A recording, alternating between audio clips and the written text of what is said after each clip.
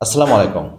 আপনি যে কোনো অফিসের কোনো কাজে যান বা কোনো প্রয়োজনে যান, সেই অফিসের কর্মকর্তা যদি আপনার সাথে এক্সেস ভাব দেখায় বা এক্সেস বড়ত্ব জাহির করে, বুঝে নেবেন ওই কর্মকর্তার মাঝে প্রবলেম আছে।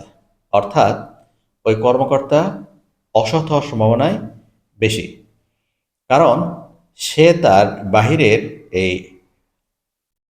আড়ম্বর চেহারা প্রকাশ করে বা এরকম ভাবুক চেহারা প্রকাশ করে বা এরকম বিহেভ করে শো করতে চায় নিজেকে, জাহির করতে চায় বা নিজেকে বড় হিসেবে প্রমাণ করতে চায়।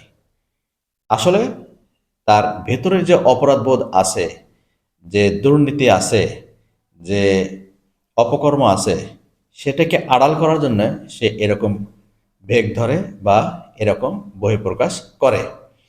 আর যে অফিসার বা যে কর্মকর্তা সৎ, দেখে নেবেন সে ওইরকম শো করবে না এবং আপনার সাথে নর্মালি বিহেভ করবে এবং সে তার প্রিন্সিপালে অটুট থাকবে।